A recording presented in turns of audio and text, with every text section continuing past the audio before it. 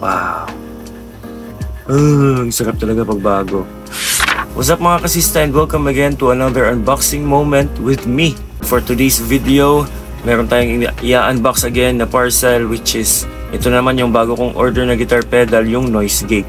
Tara, hindi na natin to papatagalin pa. This is my parcel. Dumating na siya. And ngayon, i-unbox na natin siya para at least makita nyo kung anong klaseng Noise Gate yung binili ko ngayon.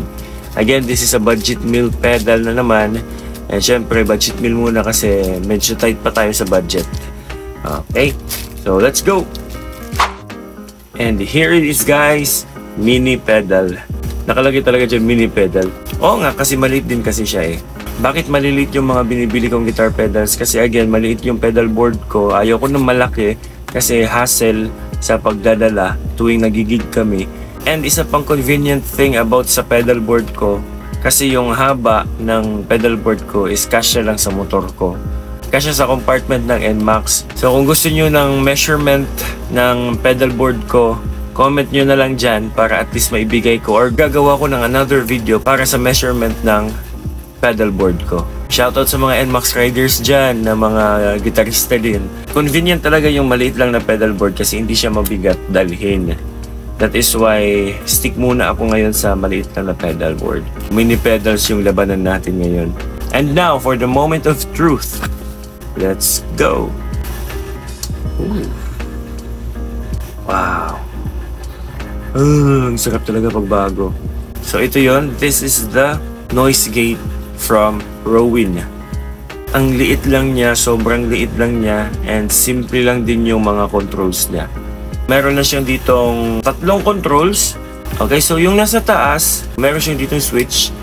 Naka-indicate dito na pag i-switch mo siya pataas, may nakalagay siyang hard na label. Pag i-switch mo siya sa baba, soft naman. Yung tinutukoy nila dito is yung pag-remove ng mga noises. Kung hard ba or soft yung pag-remove ng noise ng gitara nyo.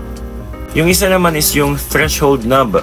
Ito yung control na kailangan natin ikutin para matanggal natin yung noise ng gitara natin.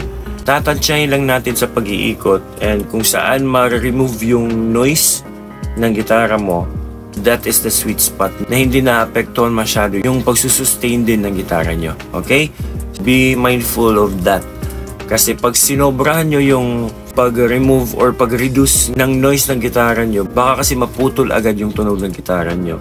So mas maganda, hanapin natin yung sweet spot while iniikot natin yung threshold knob. And syempre, meron siya ditong light indicator kung naka-on or naka-off yung noise gate. Okay? And last naman is yung foot switch, syempre.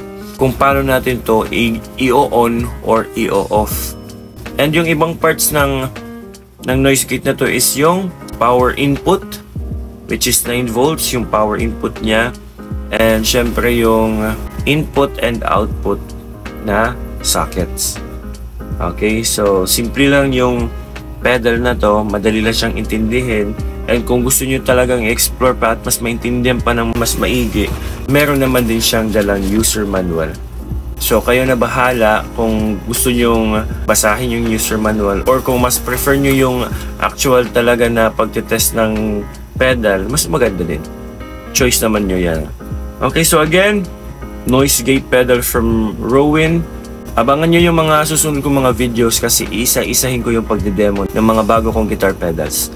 Kasama na dun yung preamp na binili kong bago and syempre yung Noise Gate and yung iba pang mga guitar pedals ko. Okay, so again, follow me for more.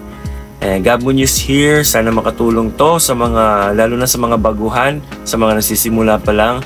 Kung gusto nyo ng mga budget meals, ng mga guitar pedals, marami akong pwedeng i-offer sa inyo.